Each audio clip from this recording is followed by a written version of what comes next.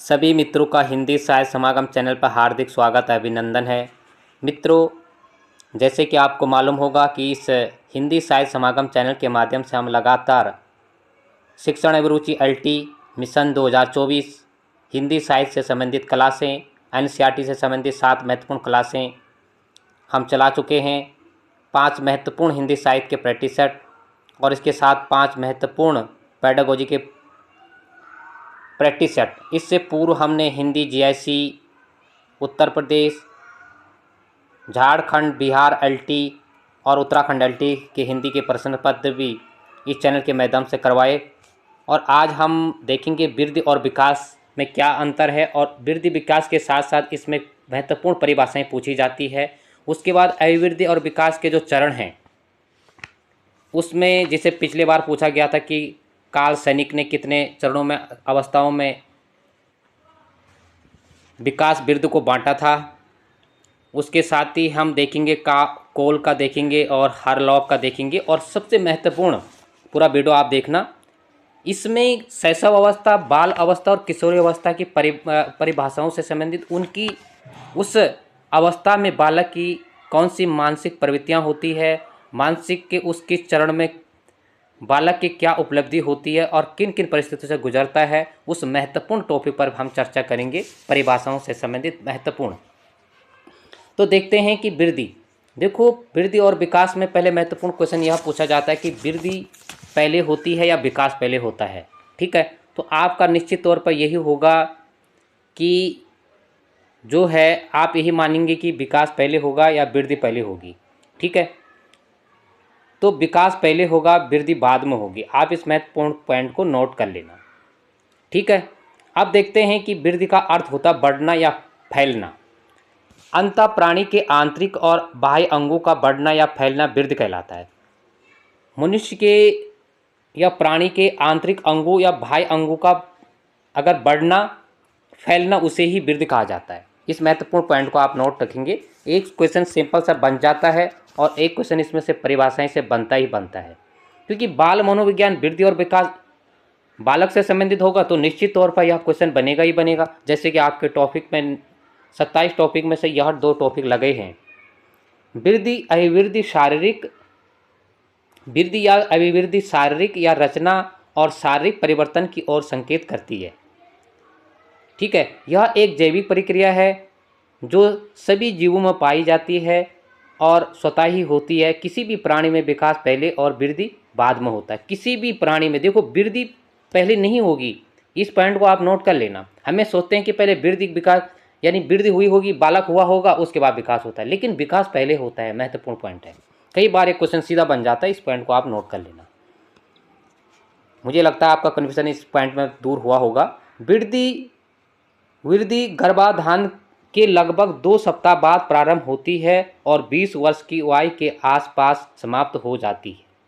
देखो, जो वृद्धि होती है वो गर्भाधान से लगभग 2 सप्ताह बाद प्रारंभ होती है और 20 वर्ष की आयु के आसपास समाप्त हो जाती है। ठीक है, वृद्धि में होने वाले परिवर्तन केवल शारीरिक रचनात्मक ही होते हैं, जो केवल परिपक्वता अवस्था तक ही सीमित होते हैं। देखो, वृद्धि में परिवर्तन केवल शारीरिक और रचनात्मक होता है। इस महत्वपूर्ण पॉइंट को नोट कर लेना। और जो केवल परिपक्वता तक ही सीमित होता है। वृद्धि होगी गर्भाधान, जब बच्चे का, बालक का गर्भाधान होगा और 20 वर्ष तक ही वृद्धि चलेगी, और विकास निरंतर चलता है। इस पॉइंट को आप नोट कर लेना। अब महत्वपूर्ण जो है अभिवृद्धि या वृद्धि, नोट कर लेना कि वृद्धि अभिवृद्धि एक ही होती है, प्रवृत्ति अलग होती है। ठीक है, वृद्धि अभिवृद्धि एक ही होती है। जैसे लर्निंग, सीखना, अधिगम और सीखना एक ही होता है। कई बार हम इन पॉइंटों में स्पष्ट अर्थ को स्पष्ट नहीं कर पाते हैं और क्वेश्चन कभी सीधा बन जाता है तो हमें वहीं पर ही कन्फ्यूजन हो जाता है। इसीलिए मैं कह रहा हूँ, यहाँ पर अभिवृद्धि दिया है, डॉट में मत रहना। वृद्धि और अभिवृद्धि एक ही होता है, प्रवृत्तियाँ अलग होती है। अभिवृद्धि शब्द का प्रयोग, अब देखो इसमें जो परिभाषा है वो सोरेसन है। सोरेसन ने जो परिभाषाएं दी है, सोरेसन ने, उनकी महत्वपूर्ण परिभाषा क्या है? अभिवृद्धि शब्द का प्रयोग सामान्यतः शरीर, उसके अंगों के भार तथा आकार में वृद्धि के लिए किया जाता है। इस वृद्धि को नापा या तोला जा सकता है। उनकी परिभाषा का सामान्यतः था कि शारीरिक अंगों से संबंध मानते हैं सोरेसन, ठीक है। और वृद्धि को नापार तोला जा सकता है, उनका मानना यह भी है। अब विकास की परिभाषा हम देखेंगे। अब विकास की परिभाषा हम देखेंगे। इसमें देखो विकास, विकास क्या होता है? विकास का अर्थ है, विकास एक जटिल प्रक्रिया है। सामान्य रूप से विकास बुद्धि, परिपक्वता तथा पोषण आदि असाधारणों को प्राय मिले जुले अवधारणाओं को प्राय मिले जुले अर्थों में इस्तेमाल किया जाता है। देखो, जो विकास होता है, विकास एक जटिल प्रक्रिया है, ठीक है। विकास एक जटिल प्रक्रिया है। सामान्य रूप से विकास बुद्धि और परिपक्वता तथा पोषण आदि अवधारणाओं को प्राय मिले जुले अर्थों में इस्तेमाल किया जाता है। अब देखो, परिपक्वता और पोषण, ठीक है, परिपक्वता पोषण, इसको मिला जुला रूप ही इसमें इस्तेमाल किया जाता है, ठीक है, इसके रूप में। अब हम आगे देखते हैं। विकास एक सार्वभौमिक प्रक्रिया है जो जन्म से लेकर जीवन पर्यंत अविराम गति से चलती रहती है, ठीक है।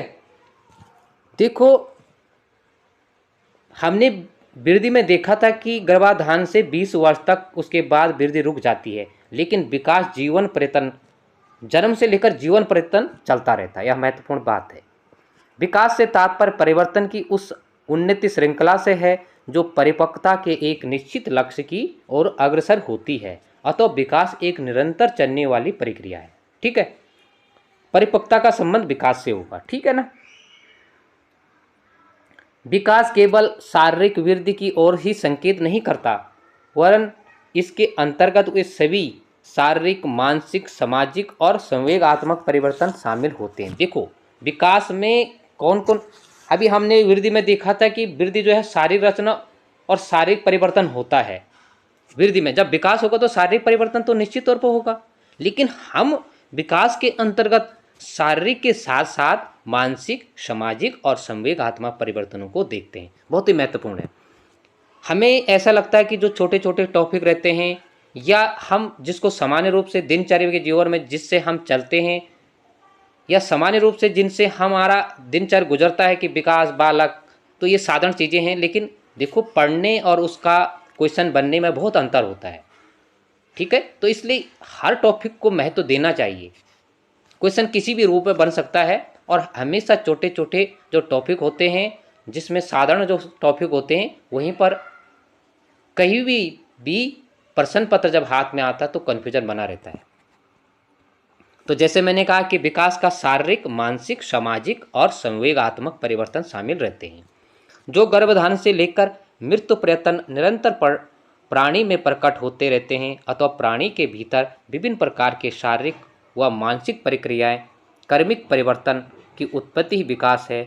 विकास सामान्य से विशिष्ट प्रक्रियाओं की ओर बढ़ता है, सामान्य से विशिष्ट प्रक्रियाओं को ओर बढ़ता है, सीधे न होकर वर्तुलाकार होता है। इस महत्वपूर्ण पॉइंट को नोट कर लेना। सीधे रेखा में नहीं जाता विकास, या किस में जाता है? वर्तुलाकार की ओर बढ़ता है, ठीक है, और सामान्य से विशिष्ट की ओर जानता है। जैसे आपने शिक्षा का सूत्र पढ़ा होगा, सामान्य से प्रत्यक्ष, से अप्रत्यक्ष, सामान्य से विशिष्ट, है ना, ज्ञात से अज्ञात।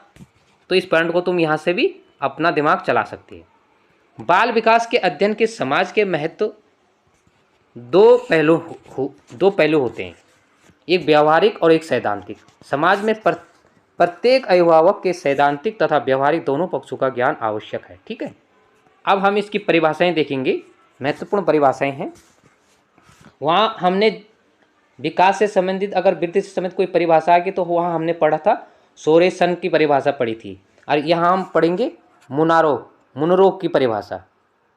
तो मुनरो क्या बोलते हैं इसमें? विकास परिवर्तन श्रृंखला की वह अवस्था है जिसमें बालक भ्रूण अवस्था से लेकर प्रौढ़ अवस्था तक गुजरता है, ठीक है। मुनरो का कथन है कि विकास परिवर्तन श्रृंखला की वह अवस्था है जिसमें बालक भ्रूण अवस्था से लेकर प्रौढ़ अवस्था तक गुजरता है, ठीक है। जब उसका बालक का जन्म से लेकर प्रौढ़ अवस्था तक उसमें परिवर्तन होता है। जेम्स ड्रेवर का कथन क्या है? विकास प्राणी में होने वाला प्रगतिशील परिवर्तन है। अब ये जो है विकास को प्रगतिशील परिवर्तन मानते हैं, ठीक है, जो किसी लक्ष्य की ओर लगातार निर्देशित करता है। उसका लक्ष्य होता है और एक लक्ष्य की ओर निर्देशित करता है। रेबर का कथन क्या है? किसी प्राणी के संपूर्ण जीवन विस्तार में होने वाले परिवर्तन के क्रम को विकास कहते हैं। किसी भी प्राणी में संपूर्ण जीवन, अगर संपूर्ण जीवन की बात आएगी तो परिभाषा किसकी है? रेबर की है, ठीक है। जो संपूर्ण जीवन में परिवर्तन होते हैं, परिवर्तनों के क्रम में विकास कहते हैं। और हरलॉक ने जो है मानव विकास की जो है कितनी श्रेणियाँ बताई थी? तो हरलॉक ने यहाँ पर आपने उसकी विकास की श्रेणियाँ भी देखी हुई है। हरलॉक क्या कहते हैं? विकास अभिवृद्धि तक ही सीमित नहीं है, इसके अलावा इसके पड़ोअवस्था के लक्ष्य की ओर परिवर्तन का प्रगतिशील क्रम निहित रहता है। विकास के परिणाम स्वरूप व्यक्ति की नवीन विशेषताएं और नवीन योजनाएं प्रकट होती है। हमने देखा ये परिभाषाएं तुमने पहले भी देखी होगी, इसी प्रकार की परिभाषाएं मिलती जुलती दूसरी राइटर की भी परिभाषाएं हैं, तो आपने इन सभी चीज़ों को देखना है, ठीक है, कि कौन सी परिभाषाएं किसकी है। देखो, सीखने और आदतों ज्ञान अभिवृद्धि को अर्जन करता है, या स्किनर का था, ये पिछली बार पूछा गया था। और महत्वपूर्ण यह है कि वुडवर्थ की एक परिभाषा है, अधिगम से संबंधित नवीन ज्ञान और नवीन प्रतिक्रियाओं को प्राप्त करने की क्रिया को अधिगम कहते हैं। नवीन ज्ञान और नवीन प्रतिक्रियाएं। अब इसमें क्या बता रहे हैं? कई बार हमें कन्फ्यूजन हो जाता है जब हमारे जो है कोई भी क्वेश्चन या उसका टॉपिक स्पष्ट नहीं होता है। यहाँ व्यक्ति में नवीन विशेषताएं, नवीन योग्यताएं, ये किससे संबंधित है? वो अधिगम से संबंधित परिभाषा थी, और ये विकास यानी विकास से संबंधित परिभाषाएं हैं। तो हरलॉक आगे क्या कहते हैं कि विकास के परिणाम स्वरूप व्यक्ति में नवीन विशेषताएं और नवीन योग्यताएं प्रकट होती है। अतः विकास की प्रक्रिया बालक के गर्भावस्था से लेकर जीवन पर्यंत एक क्रम में चलती है तथा प्रत्येक अवस्था का प्रभाव दूसरी अवस्था पर पड़ता है। यह निश्चित तौर पर है, बालक अगर शैशव अवस्था में है, उसके बाद बाल अवस्था में जाता तो उसकी जो है मानसिक शारीरिक प्रक्रियाएं वो अलग हो जाती है, उसकी सोच विचारधारा अलग बदल जाती है, तो निश्चित तौर पर वह हर अवस्था का उस पर प्रभाव पड़ता है, ठीक है, और हर अवस्था का अपना महत्व होता है। अब हम आगे देखते हैं कि मानव विकास की जो कितने चरण बताए थे। पिछले बार एक क्वेश्चन ऐसा पूछा गया था कि मानव विकास के चरण जो है कॉल सैनिक ने कितने चरण बताए थे, तो इसमें भी कन्फ्यूजन। समान तो किताबों में वहाँ पर 8 दिया था, और समान तो किताबों में कहीं पर 7 कहीं पर 6 हैं, तो इसको भी हम स्पष्ट करेंगे, ठीक है। अब देखो, सामान्यतः जो विकास के चरण हैं, अभिवृद्धि और विकास के चरण है मानवीय विकास के, उसके 6 ही चरण हैं, ठीक है, उसके 6 चरण हैं। और ये 6 चरण कौन कौन से हैं हम इसको देखेंगे, इन चरणों को। अभिवृद्धि और विकास। अब मानव विकास के जो चरण हैं, अभिवृद्धि और विकास, या वृद्धि और अभिवृद्धि एक ही है, कन्फ्यूजन मत होना। तो मानव विकास के जो चरण हैं वो हरलॉक ने कितने बताए थे? 4 चरण बताए थे। पिछले बार पूछा गया था, कॉल सैनिक की अवस्थाएं पूछी गई थी, और किताबों में कहीं पर 7 दिया था, कहीं पर 8 दिया था, कहीं पर 6 भी दिया था, उस पर भी हम चर्चा करेंगे। लेकिन कॉल सैनिक के विकास के जो चरण थे वो कितने चरण मानते थे? 4 चरण मानते हैं। बस कॉल सैनिक, हरलॉक और कोल ने 12 से 11 और कहीं पर 12 भी दिया था, 12 चरण बताए हैं। आप इन 3 पॉइंटों को नोट कर लेना। तो पहले देखते हैं हरलॉक। तो हरलॉक ने जो 4 चरण वो बताए हैं वो शैशव अवस्था 0 से 5, बाल अवस्था 5 से 11 या 12 वर्ष, किशोरावस्था 12 से 18 वर्ष, और प्रौढ़ अवस्था 18 वर्ष के बाद, ये 4 चरण उन्होंने बताए थे। अब एरिकिन्स ने भी जो है विकास के 8 चरण बताए हैं। लेकिन हम देखेंगे कार्ल सैनिक। तो पिछले बार कार्ल सैनिक वाला क्वेश्चन पूछा गया था एलटी में, प्रथम पाली में, सेकंड पाली में अलग अलग क्वेश्चन रहे होंगे।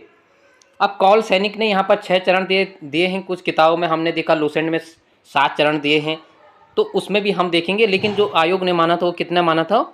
वह 7 वह 8 माना था। ठीक है, तो देखते हैं। कौल सैनिक ने प्रारंभिक शैशव अवस्था 1 माह से 15 महीने, उत्तर शैशव अवस्था 1.5 से 2.5 वर्ष, पूर्व बाल अवस्था 2.5 से 5 वर्ष और मध्य बाल अवस्था 6 वर्ष से 9 वर्ष, उत्तर बाल अवस्था 9 से 12 वर्ष और किशोरावस्था 12 से 21 वर्ष। अब देखो इसमें गर्भ अवस्था नहीं लिखा गया है, तो पहला चरण क्या होगा? गर्भ अवस्था। निश्चित तौर पर गर्भ अवस्था से उसका 1 महीने तक होगा, क्योंकि 1 महीने का काल नहीं दिया गया है, तो 7 हो गए। और 8वां क्या होगा? पड़ो अवस्था। इसलिए 6 यहाँ पर दिए हैं, किताब में लूसेंट में 7 दिया है, और पिछले बार जो है आयोग ने इसको 8 माना था। ठीक है, तो आप अपने दिमाग से इस प्रकार भी लड़ा सकते हैं। जो कुछ भी हैं बेहतर राइटरों के ही बुक पढ़े और प्रमाणित और अच्छे बुकों का सारा जरूर ले। कई बार हमें जिसमें ऑब्जेक्टिव वाले क्वेश्चन पेपर ज़्यादा हम देखते हैं, कहीं पर प्रैक्टिस सेट तो कराने पर बात होता है कि किस प्रकार से आप प्रैक्टिस सेट कर रहे हैं, लेकिन महत्वपूर्ण यह होती है कि वन लाइनर जो किताबें होते हैं वहाँ पर आपका चिंतन शक्ति नहीं बढ़ सकती है, वहाँ पर तुम्हें डायरेक्ट कोई भी क्वेश्चन का आंसर सही से नहीं मिल सकता है। ऐसे ही हिंदी में है, जैसे हम छोटे बुकों को लेते हैं और अगर हम रामचंद्र शुक्ल, नगेंद्र की बुक और अन्य प्रमाणित बुकों का अगर उन बुकों का अध्ययन करते हैं तो किसी भी अभ्यर्थी का ज्ञान बेहतर हो सकता है। आगे हम देखते हैं। उसके बाद इसमें दिया है, ये हो गया, और इसके साथ ही इसमें एक कॉल ने दिया था, कॉल ने 12 बताए थे। ठीक है, तो नोट कर लेना। हार्लॉक ने 4 बताए थे और एरिसन ने जो है 8 बताए थे, कॉल सैनिक ने 7 बताए थे और कॉल ने 12 चरण जो बताए थे। अब महत्वपूर्ण पॉइंट पर आएंगे कि जो है पहले वृद्धि और विकास हमने देखा, वृद्धि और विकास के बाद हमने मानव विकास के चरण देखे, अवस्थाएं देखी। अब आएंगे हम कि महत्वपूर्ण शैशव अवस्था, बाल अवस्था और किशोरावस्था के महत्वपूर्ण परिवर्तन, उस अवस्था में बालक की क्या प्रतिक्रियाएं होती है उसके बारे में चर्चा करेंगे। तो शैशवावस्था, जन्म से 5 वर्ष तक की अवधि को शैशवावस्था माना जाता है। सर्वाधिक तीव्रता मानसिक और शारीरिक विकास इसी अवस्था में होता है। ठीक है,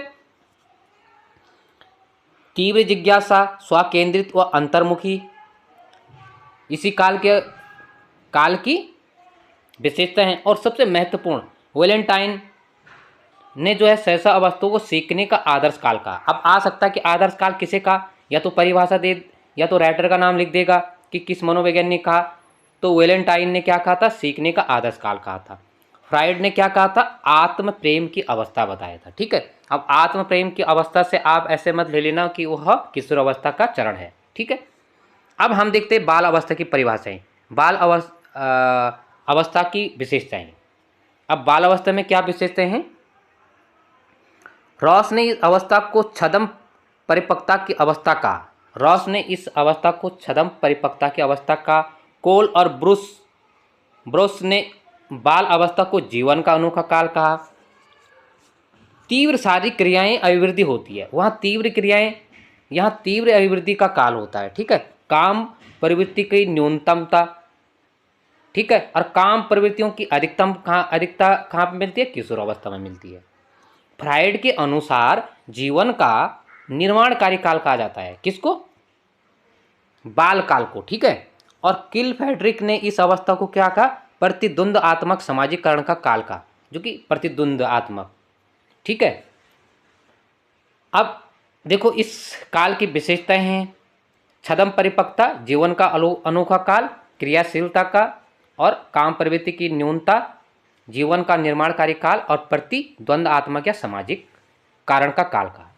लेकिन इसके साथ आप इन राइटरों को भी नहीं भूलेंगे, रॉस, कॉल, फ्राइड और किलपैट्रिक को। ठीक है, अब हम देखते हैं किशोरावस्था की विशेषता कि किशोरावस्था की क्या क्या विशेषताएं हैं। देखो किशोरावस्था की विशेषता 12 से 19 वर्ष की अवस्था, संवेदनशीलता अवस्था, तनाव द्वंद की अवस्था। ठीक है, संवेदनशील और तनाव की अवस्था होती है। ठीक है, सर्वाधिक कठिन और समस्या काल अवस्था, इसी अवस्था की विशेषता। स्टेनले हॉल ने संघर्ष एवं तूफानों का काल, कई बार एक क्वेश्चन पूछा गया है, राजस्थान आरपीसी में यह क्वेश्चन पूछा गया था। समूह भावना का तीव्र विकास, दिव्य स्वप्नों का बाहुल्य, और तर्क शक्ति, कल्पना शक्ति का विकास, सामाजिकता का तीव्र विकास। किलपैट्रिक ने किशोरावस्था को जीवन का सबसे कठिन काल कहा। ठीक है, अब यहाँ पर किलपैट्रिक ने क्या कहा था? बाल अवस्था में क्या कहा था? सामाजिककरण या प्रतिद्वंद्विता। ठीक है, और किशोरावस्था को किलपैट्रिक ने क्या कहा? जीवन का सबसे कठिन काल। यह क्वेश्चन कई बार पूछा जाता है, और तूफान और संघर्ष का काल भी। ठीक है, बालक में सर्वप्रथम उत्पन्न संवेग भय एवं प्रेम होता है, वाटसन का कथन था। वाटसन मानते हैं कि बाल अवस्था में जो संवेग होता है वह भय और प्रेम ज़्यादा होता है। जन्म के समय शिशु में उपस्थित संवेग, उत्तेजना, प्रथम मनोवैज्ञानिक, अब ये पूरा आ गया इसमें। प्रथम मनोवैज्ञानिक जिन्हें व्यक्ति को जन्म से ही क्रियाशील या सूचना परक्रमणित प्राणी माना, जीन पियाजे। बालक का विकास समान से विशिष्ट जाता है। ठीक है, ये पहले भी हमने पढ़ा था विकास में। चरित्र को आदतों का पुंज कहा इस्माइल ने। समूह की आयु किसे कहा जाता है? बाल अवस्था। जिस बाल अवस्था में बालक सीखता है ना, तो सीखता कैसे है? समूह में खेलना, अपने दोस्तों के साथ खेलना, दल में खेलना उसको पसंद आता है। बाल अवस्था में संवेग विकसित होते हैं 2 वर्ष के बाद, और शारीरिक विकास न्यूनतम होता है बाल अवस्था में। ठीक है, शारीरिक विकास न्यूनतम कब होता है? बाल अवस्था में होता है। ठीक है, और अगर हम देखें तो शारीरिक विकास सबसे कम, यानी न्यूनतम मतलब सबसे कम जो है होता है। शारीरिक विकास की बात करें तो नोट कर लेना है कि शैशवावस्था में शारीरिक विकास सबसे अधिक होता है, लेकिन आते आते ऐसा नहीं कि जैसे बाल अवस्था में खेल की प्रवृत्ति, बालक की जो है चेष्टाएं बढ़ती है, तो वहाँ पर शारीरिक विकास ज़्यादा होगा। ये महत्वपूर्ण नेगेटिव है कि बाल अवस्था में जो है शारीरिक विकास सबसे कम होता है। गिलफोर्ड ने संवेगी की संख्या 3 बताई, और संवेगी की सर्वाधिक अवस्था शैशवावस्था में होती है। ठीक है, तो यह महत्वपूर्ण था। तो मित्रों, ये वीडियो आपको अच्छा लगा होगा तो आप अपने मित्रों तक इस वीडियो को शेयर कीजिएगा। छोटे छोटे पॉइंट है, आपने क्या नोट करना है? देखो, कुछ परिभाषाएं आपने वृद्धि की, कुछ विकास की परिभाषाएं। थोड़ा वृद्धि और विकास में थोड़ा सूक्ष्म रूप से, छोटे से अंशों में आपने यह तय कर लेना है कि वृद्धि और विकास क्या है। जैसे वृद्धि गर्भाधान से प्रौढ़ावस्था तक चलती है, और रचनात्मक वृद्धि में केवल शारीरिक विकास होता है वृद्धि में, और यह जो होता है स्वरूप होता है बाह्य स्वरूप होता है। अब विकास क्या होता है? विकास गर्भाधान से जीवन पर्यंत चलता है।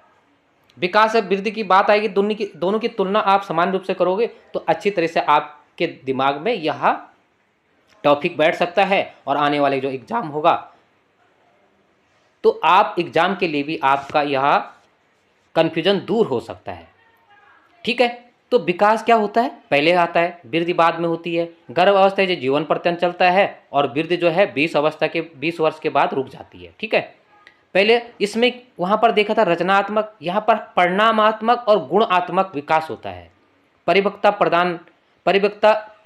प्रधानता के साथ सामाजिक, मानसिक और संवेगात्मक विकास होता है। वहाँ पर केवल शारीरिक विकास होगा वृद्धि में, जबकि विकास में सामाजिक, मानसिक और संवेगात्मक विकास होगा। दूसरा पॉइंट, आंतरिक, बाह्य, जीव और वातावरण दोनों रूपों से। और वृद्धि कहाँ पर होती है? बाह्य होती है। जैसे लड़का बढ़ रहा है, उसका शरीर बढ़ रहा है, तो बाह्य रूप से दिखाई देता है, लेकिन विकास जो है बाहर भी दिखाई देता है और अंदर भी।